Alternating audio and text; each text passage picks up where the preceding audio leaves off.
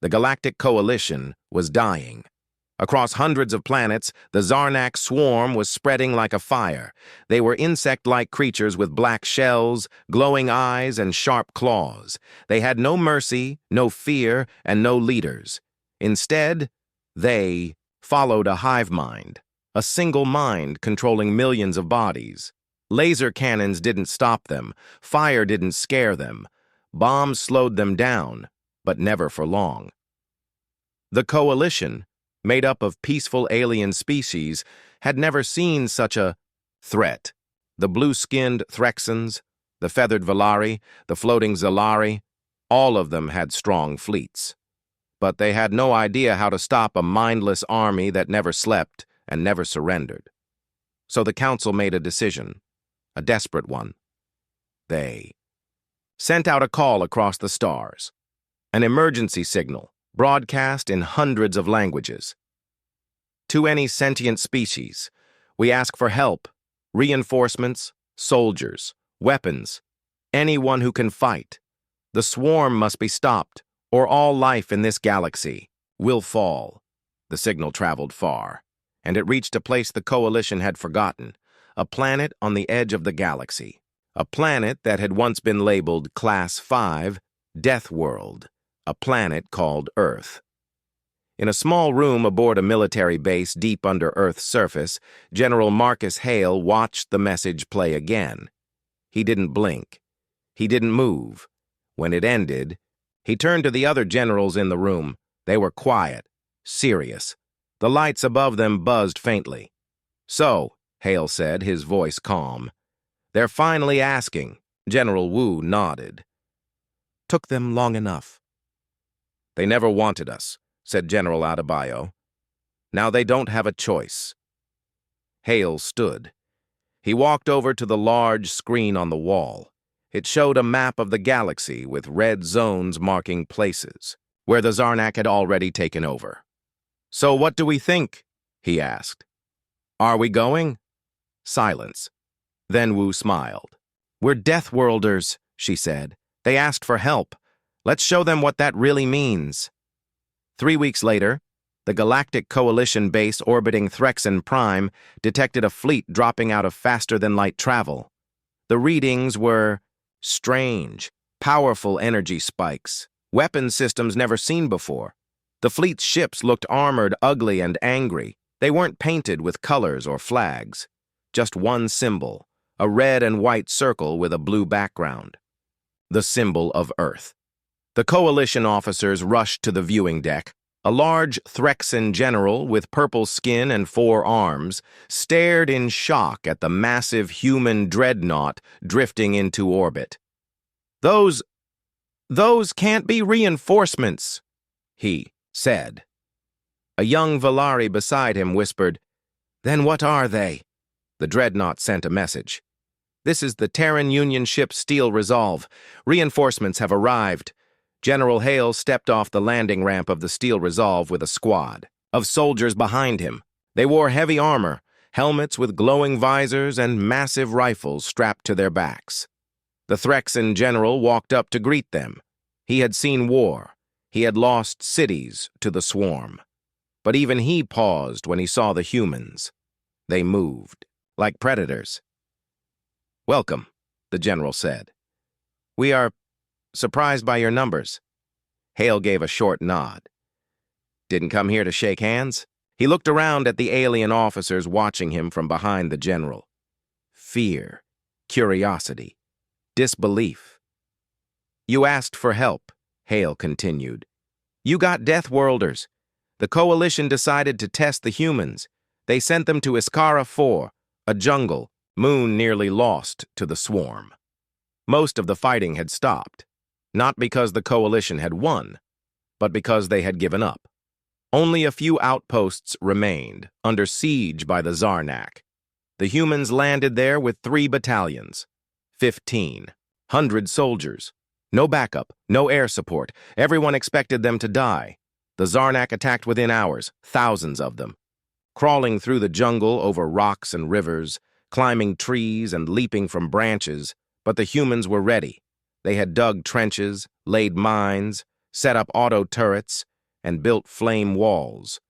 They had studied Zarnak behavior in the 2 days since landing. They had mapped their patterns, learned their weaknesses, and then they turned the jungle into a trap. The first wave of Zarnak hit a wall of fire. The second wave triggered mines that sent acid into the air. The third wave was met with snipers, whose bullets exploded on impact, and still the swarm came. But the humans kept fighting. They didn't retreat. They didn't panic. They fought like demons. One outpost, named Delta 9, was surrounded by over 3,000 Zarnak. The human commander there was Captain Lena Ortiz, a short woman with a scar across her cheek and a flamethrower on her back. She named her kill zone the Garden because, as she said, "This is where we'll plant their corpses." By the end of the 3rd day, her unit had killed over 6,000 Zarnak. The jungle floor was black with burned carapaces. From orbit, the coalition watched in disbelief. The human kill count rose every hour. Outposts thought lost were still sending updates. Zarnak movements had slowed for the first time in months. No one could believe it. The Threxan general called a meeting. "We sent them to die," he said. "They're winning." A Valari officer shook her head. "They're not like us. They don't fear the swarm." "They don't fear anything," the general whispered. On the 7th day, a Zarnak queen tried something new. Using her psychic link, she reached into the mind of a human commander during battle. That man was Colonel Rourke, a veteran of the Europa Rebellion, survivor of the Acid Sea incident, and a soldier who once killed a bear with a combat knife during training.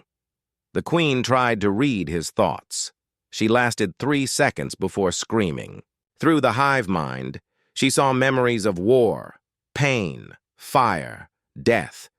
She felt rage that had no end, a will that could not be broken. Her connection snapped. She fell silent. The nearby swarm units stopped moving, confused, disconnected. Rourke just lit a cigar and muttered, "Shouldn't have looked." A week later, the coalition sent a fleet to support Iskara 4. They expected to find the human forces dead or begging for help. Instead, they found the humans pushing forward, building fortresses out of Zarnak shells, turning every captured inch into a kill zone, planting flags with the Earth symbol and a message underneath. "You're welcome." Back on Threxan Prime, the Coalition Council met again. This time, they invited General Hale to speak. He walked into the chamber wearing no armor, only a black uniform and a tired face. "We came because you asked," he said. "We stayed because we saw what you're up against." The Valari ambassador asked, "What are you?" Hale looked around. "We are from a death world," he said. "Our planet tries to kill us every day, and we survive. That's who we are." He paused. "You wanted reinforcements. You got us, and the galaxy would never be the same." The war had changed. Before the humans arrived, the Galactic Coalition had been losing every battle. The Zarnak swarm moved like a wave, fast, endless, and merciless. But after the Deathworlders came, everything was different. For the first time, the swarm was retreating. Not everywhere. Not yet. But in some places, they had stopped moving forward, and that had never happened before. The jungle moon, Iskara 4, was now fully under human control. 1,500 Terran soldiers had taken back the outposts, pushed the Zarnak off the moon, and built defenses so strong even a full swarm couldn't break through. The human fortress at the garden stood like a wall of steel and fire in the middle of thick alien jungle. Coalition scouts flew over the area in small ships. What they saw left them stunned. The jungle had been reshaped, burned, cut, dug out. Humans had carved trenches filled with black mud and spike traps. They had built towers using the armored shells of dead Zarnak. The bones of the enemy had become part of their defense, and flying above it all was a human battle flag, dark gray with red markings. The message was clear. We came. We fought. This is ours now. Inside the command tent, Captain Lena Ortiz leaned over a map of the moon. Her flamethrower stood nearby, leaned against the wall. Sweat ran down her neck, but she didn't seem to notice. Her second-in-command, Sergeant Malik, watched the radar. "Swarm movement just picked up near Ridgeline 3, he said. "Maybe 200 bugs." Ortiz nodded. "Send in the dogs." Malik grinned and tapped a button on the screen. A few kilometers away, two large metal doors opened in the jungle floor. 4 machines crawled out, each shaped like a wolf, covered in steel armor, and glowing red at the eyes. They weren't real animals. They were robotic war beasts, made on Earth for jungle warfare. Fast, silent, deadly. The machines moved through the jungle like shadows. Minutes later, the Zarnak ambush team was gone. The coalition couldn't believe the reports. They thought the humans were just lucky, or insane, or both. So the council sent observers, officers from Threxan, Valari, Zalari, and more, 20 species in total. They came to watch, to study, and maybe even to control the humans. They didn't expect to be terrified. On the 3rd day of observation, the team visited Fort Ironjaw, one of the human outposts. The place was made of welded scrap, thick walls, and automatic turrets. Alien bones hung from spikes at the entrance. One Valari officer nearly fainted at the smell of gunpowder and oil. Inside, human soldiers were eating, sharpening knives, fixing armor. They laughed and played cards while the swarm screamed outside the walls. General Marcus Hale gave the tour. He showed them the command center, the armor lab, and the prisoner chamber. There, locked inside a special cage, was a live Zarnak drone. Strapped down, wires connected to its head. One of the alien officers asked, "Why are you keeping it alive?" Hale answered calmly. "We're studying its brain." "You're torturing it." "No," Hale said. "We're learning how they think. That's how you win wars." The alien officers didn't sleep that night. A few days later, the Coalition Council held a meeting in orbit. Many leaders were angry. The Valari ambassador, with bright feathers and golden eyes, stood first. "These humans are cruel," she said. "They enjoy war. They don't respect our laws." A Zalari diplomat floated forward, its voice echoing in the chamber. "They make trophies out of corpses. They fight like monsters, not soldiers." Others agreed, but some remained silent. Then a Threxan general stood up. His voice was rough. "You're afraid of them," he said. "But I watched them hold a line for 7 days without sleep. I watched them carry their wounded on their backs through fire. They don't fight like monsters.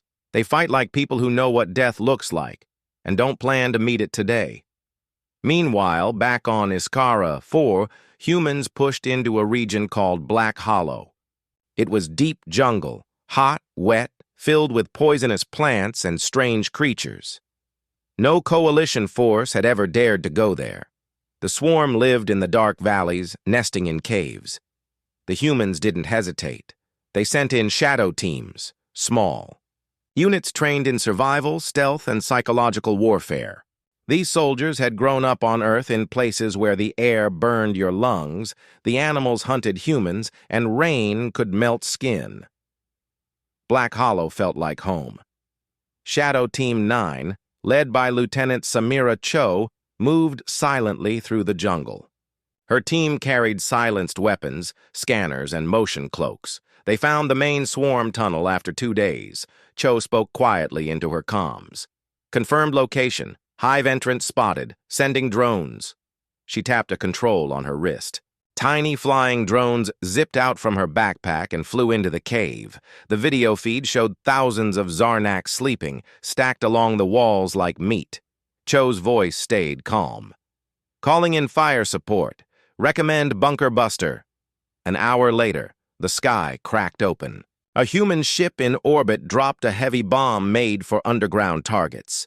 The swarm hive vanished in one flash of fire. Across the moon, the Zarnak changed. They stopped rushing into battle. They started pulling back, building nests farther underground. moving more carefully. For the first time, they were acting like they were afraid. And that made the coalition afraid too.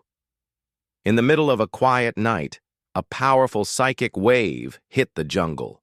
The Zarnak Queen was searching again, using her mind to find human commanders. But this time, the humans were ready. They had learned how to block her signal, and not only that, they had learned how to send one back. The Queen reached for Colonel Rourke again, but this time he let her in, just a little. She saw his memories. Battles on frozen moons, lost friends screaming in the mud, hunger, fear, pain. Then she saw fire, a fire that burned in his eyes and never went out. The Queen pulled back, screaming through the hive mind. Her scream echoed across the jungle. The swarm around her twitched, confused and broken. Rourke smiled in the dark. "Now we know your face," he whispered. The next morning, human scientists met in a hidden lab on Iskara before. They had captured several more Zarnak, and using data from the Queen's psychic attack, they had found something incredible. "The swarm isn't just a species," said Dr. Elena Park, lead biologist. "It's a weapon, a bioengineered army, built by someone long ago." Hale stared at the screen. "Who built them?" "We don't know yet. But we found something else," she said. "There's code inside their minds. A signal. If we can break it, we might be able to shut the swarm down." Hale leaned forward. "How long will that take?" Park smiled. "We already started." Back in orbit, the Coalition Council met again. The room was quieter this time. The Valari ambassador no longer spoke with anger. The Zalari diplomat floated lower, less proud. Then a message came through, a recording from Iskara 4. It showed a human soldier carrying a wounded alien child out of the jungle. Then it showed a team of human engineers rebuilding a broken alien shelter. Then a message: "We are not monsters. We are survivors. You called for help. We came. Now let us finish the job." The council voted again. This time they voted to give the humans full military authority over the defense of the outer colonies. The war was no longer just a coalition effort. It was now a Terran-led campaign, and in the shadows of the galaxy, the swarm began to feel the pressure, because Deathworlders had arrived and they weren't leaving. The war was changing fast.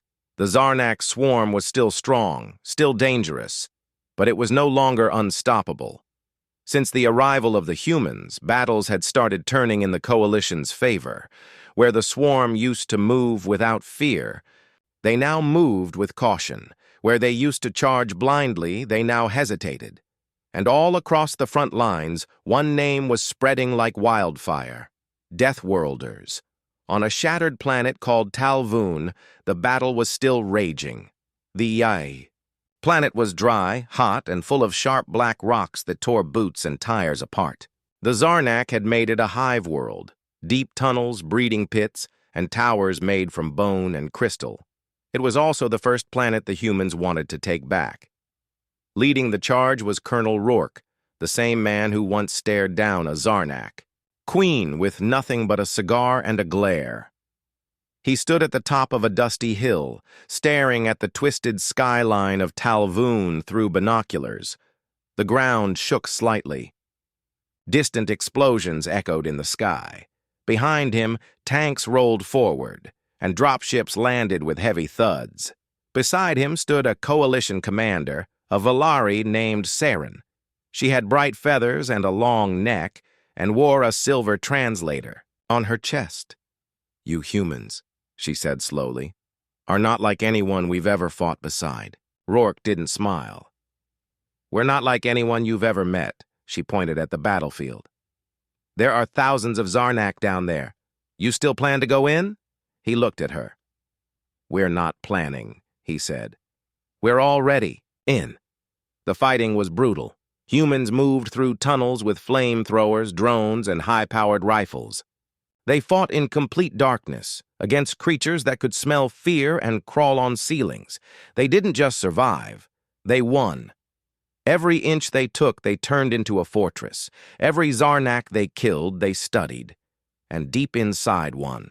Of the main hive towers, a team of human scientists found something strange. A room filled with glowing symbols, metal walls unlike anything seen in known Zarnak structures, and at the center, a machine that pulsed like a heart, but hummed like a computer.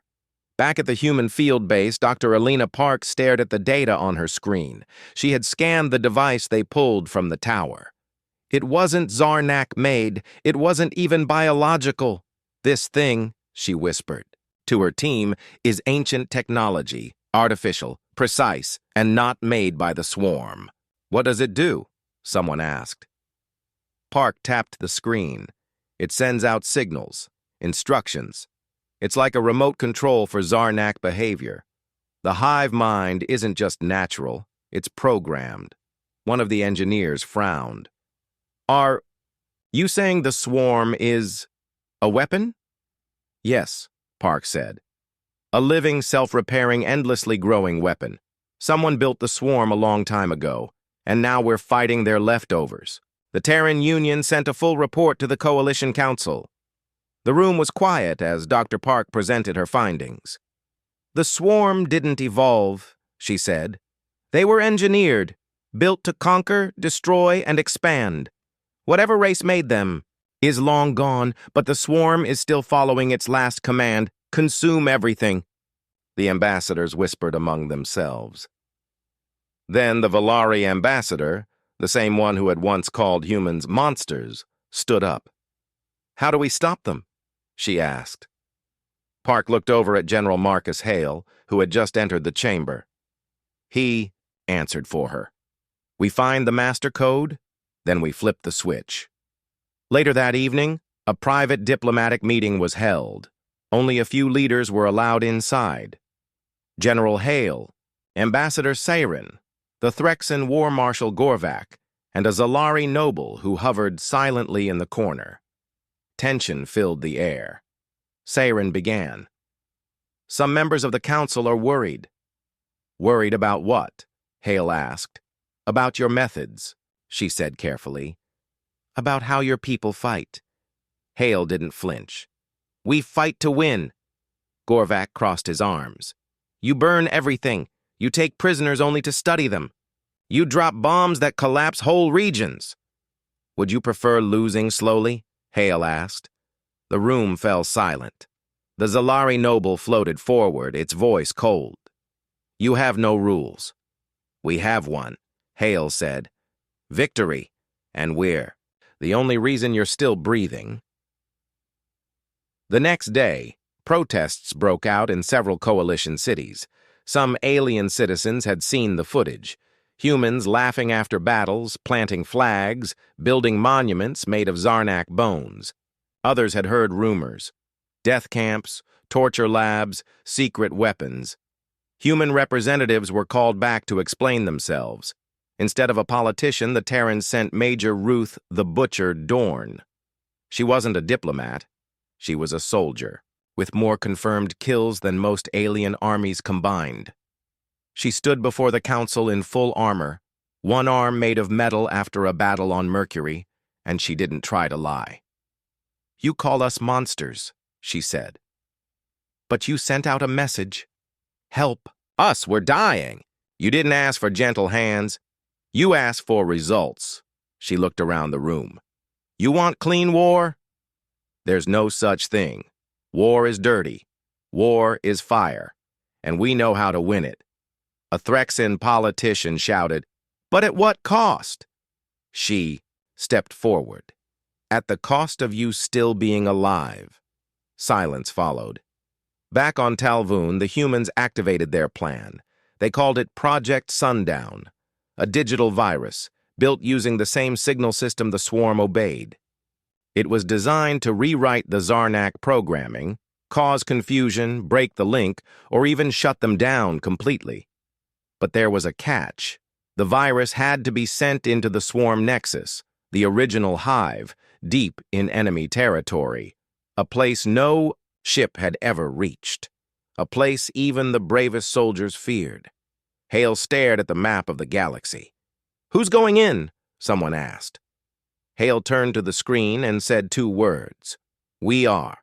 The Terran fleet began preparations. Special stealth. Ships were built. Signal jammers upgraded. The best pilots, hackers, and strike teams were selected from every branch, and this time, it wasn't just humans. Some brave Velari, Threxan, and Zalari joined, too.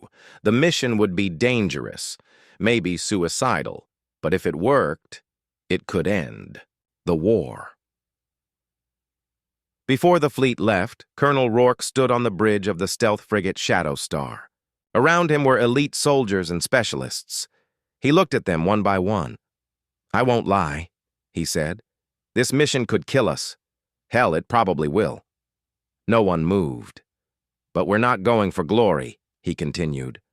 "We're going because this is what Deathworlders do.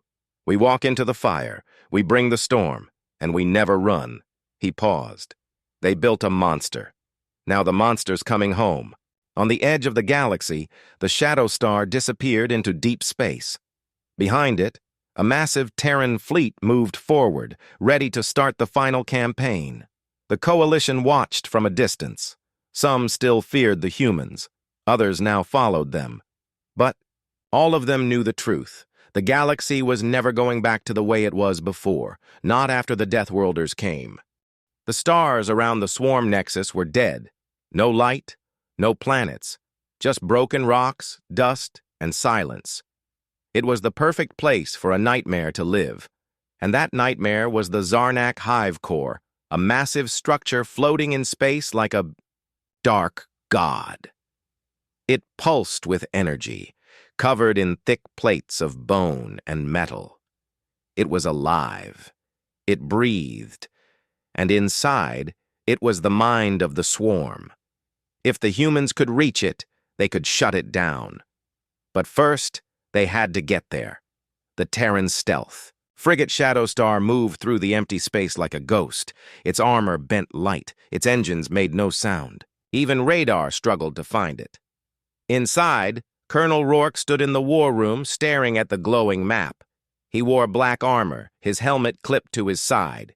His face was scarred and serious, his eyes sharp. 5 minutes to entry, said the pilot. Behind him stood the team. 10 humans, 2 Threxans, 1 Zalari, and 1 Velari. Each one was trained for missions that never made it to history books. They called themselves Sundown Team. Rourke looked at them. "This is it," he said. "We get in, plant the virus, and buy the galaxy a future." No one spoke. No one had to. At the same time, the Terran main fleet entered the outer edge of the system. Hundreds of ships, carriers, destroyers, cruisers. They had one job: distract the swarm, and the humans were very good at distraction. The swarm reacted quickly. Thousands of bioships rose from behind asteroids and dead moons. These weren't metal ships. They were alive, grown in huge hives. They looked like insects, but flew like missiles. The battle began. Lasers and plasma lit up the dark. Missiles streaked across the void. Human ships twisted and turned, dodging. Like dancers in a deadly storm, a Terran dreadnought crashed straight into a hive ship and exploded. The shockwave destroyed both and several nearby enemies. The galaxy had never seen a battle like this, and while the chaos unfolded, Shadowstar slipped through the cracks. Inside the swarm nexus, everything was alive. The walls moved like muscle. Pipes pulsed like veins. The air was thick, wet, and buzzing. The Sundown team stepped out of their ship into the hive tunnels. They wore sealed armor, each step leaving marks in the flesh-like floor. Lights blinked on their helmets. Guns were ready. The Zalari tech specialist, named 6, pointed forward. "The signal's coming from below. Far below." "How far?" Rourke asked. 6's voice shook. "More than 10 kilometers." Rourke nodded. "Then we better move." The tunnels were tight. Too tight for some of the bigger team members. The Threxan warrior Core had to crouch. His claws scraped the walls. "I don't like this," he growled. "Good," Rourke replied. "Means you're awake." The team moved like shadows, careful and silent. but the swarm could feel them.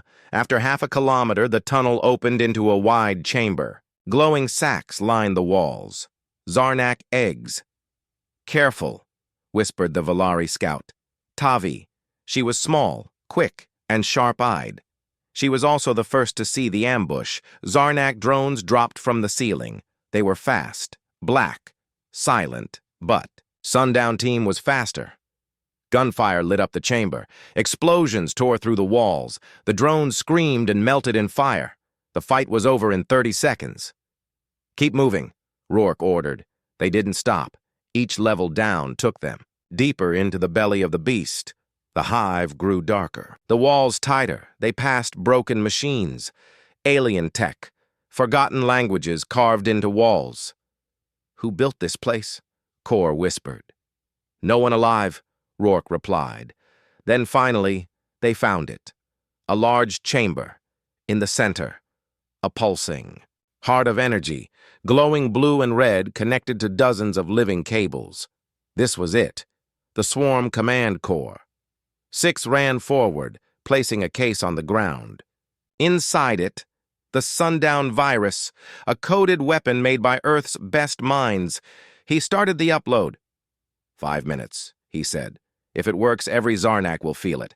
The team formed a circle around him, guns pointed out. Suddenly, the walls screamed.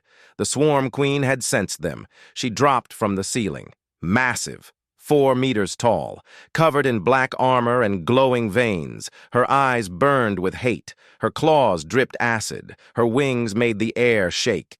"Fall back!" Rourke shouted, but the Queen moved too fast. She slammed into Kor, throwing him into the wall.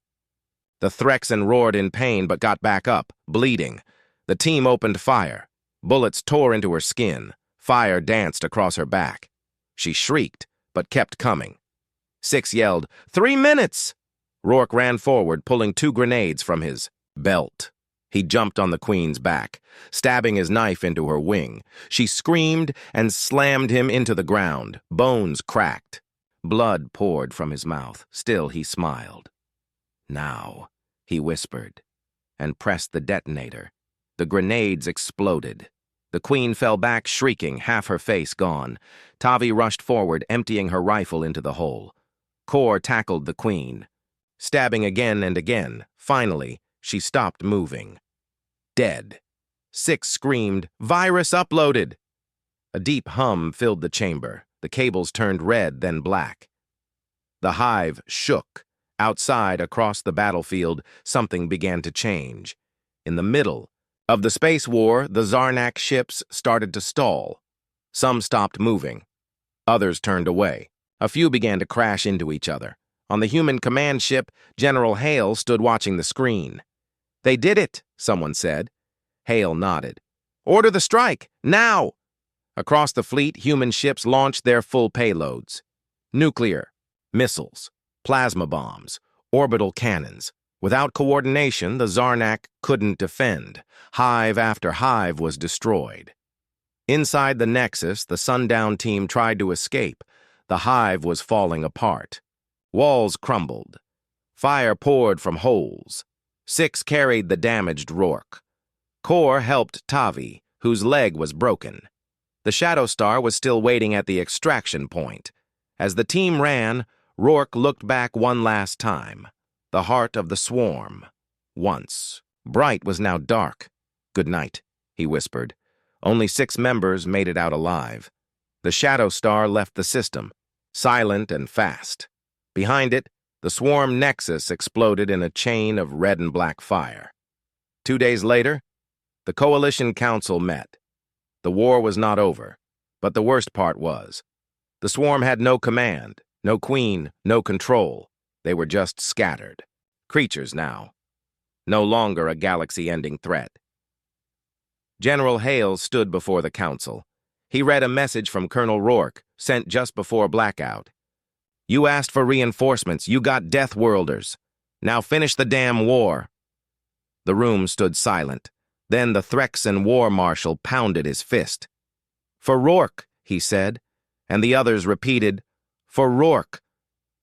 Across the stars, statues were built, On Earth, on Threxan Prime, even on Valari sky cities, each one showed a human standing tall, carrying a wounded alien on one shoulder and a rifle on the other.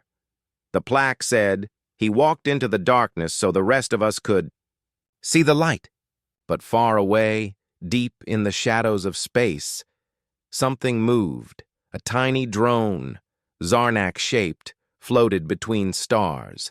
Its eyes glowed once, then again.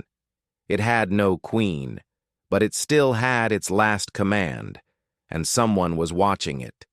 A black ship drifted, nearby, human-made, silent. Inside, a Terran soldier typed one word into the logbook. Observed. The war was not fully over. The swarm nexus was gone. The queen was dead. The hive mind had collapsed. Across the galaxy, Zarnak creatures wandered without orders. Many starved. Others turned on each other. Some dug into dark planets and simply disappeared underground. The nightmare that had once devoured entire worlds was now scattered, broken, and the galaxy was breathing again. But no one had forgotten the cost. In a grand chamber on Threxan Prime, leaders from over 100 species stood together. For the first time since the war began, the Galactic Coalition held a peace summit. Not to plan survival, but to plan what came next. And at the center of the chamber stood General Marcus Hale. He wore a dark Terran uniform, simple but sharp. No medals, just a single red stripe down the right sleeve. It was a Terran symbol for the fallen. Beside him stood Dr. Elena Park, Ambassador Seirin, and Commander Tavi, the Valari scout who had survived the Swarm Nexus mission. The crowd was silent. Then Hale spoke. "We didn't come here to lead," he said. "We came because you called." He looked around the room, at faces that once feared him, once called his kind monsters. "We were born on a death world. On Earth we fight every day to live. Against nature, against time, against each other." He paused. "When the swarm came, you asked for help. You didn't expect humans. You didn't want us. But we came anyway." He let that settle. Not to conquer, not to control. We came to stand beside you, to make sure the galaxy still had a future. He stepped back. Park stepped forward next. She shared the results of Project Sundown. How it worked, how the swarm was never natural, how it had been a weapon since the beginning. She told them that there were likely more machines like the Nexus, hidden far away, sleeping, waiting.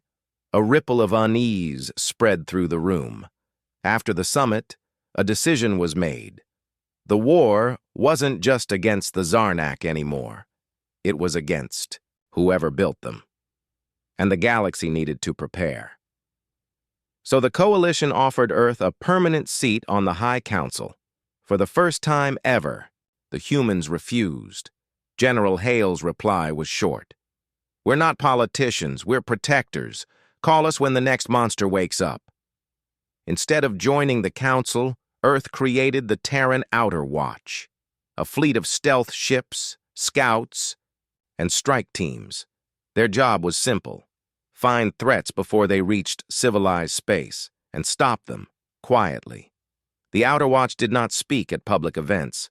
They did not show up in broadcasts, but their black ships appeared in places where silence had been too long, or where screams had just begun. Commander Tavi joined them. Once a scout for the Valari, she now wore Terran black armor and led recon missions into dead systems. Her people had been shocked. A Valari in human armor? But Tavi had made her choice. She told her people, "I watched humans burn in fire they didn't start, for people who never thanked them, and they never once backed away. I won't either." On the memorial moon of Gorvan III, a statue of Colonel Rourke was unveiled. It stood in a quiet garden, surrounded by flags from every coalition race. The base of the statue had no list of medals. Just one line. He walked into the heart of the swarm, so you didn't have to. Every year, soldiers from across the galaxy came to place a token at the base. Helmets, weapons, letters, feathers, beads. A sign of respect from one warrior to another. Even some Threxan hatchlings were named Rourke. It became a name of strength. Years passed. The galaxy began to rebuild. Dead worlds were cleansed. Burned colonies were resettled. The broken parts of the coalition began to heal. But Earth changed too. Back home, humans now had friends in the stars. Alien students studied in Terran universities. Valari scientists worked in Earth's labs. Terran engineers helped rebuild orbital cities in places they had once fought for. Still, Earth remained a death world, and the galaxy never forgot it. Across many alien cultures, a new saying appeared. Pray for peace, but if war comes, send a Deathworlder. One night, on a faraway planet, a distress signal was sent. A mining outpost had gone silent. No answer, no signs of life. A scout drone sent one final image before going dark. Strange. Marks on walls, old technology, movement in the shadows. Something had awakened. But the coalition didn't panic. They simply sent a short request. To the Terran Outer Watch. Situation unknown.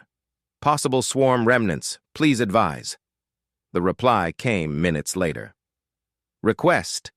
Received. Black ship en route. Observation begins now. On that same night, in deep space, a ship drifted. It was black, sleek, and silent.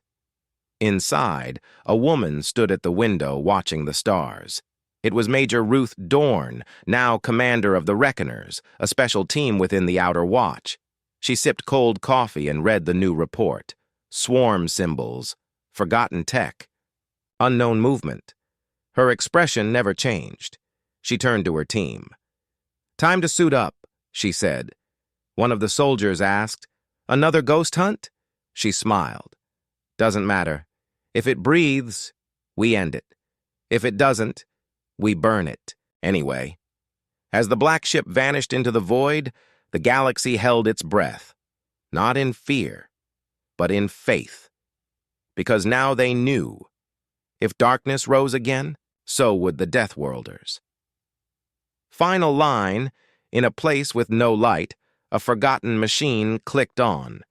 A single word appeared on its display. Error, control signal lost. Then another, searching. Far above, hidden in the shadows, a human satellite. Watched. It marked the location, filed the report, and sent one final message. Target confirmed. Recommend Reckoner deployment. Status observed.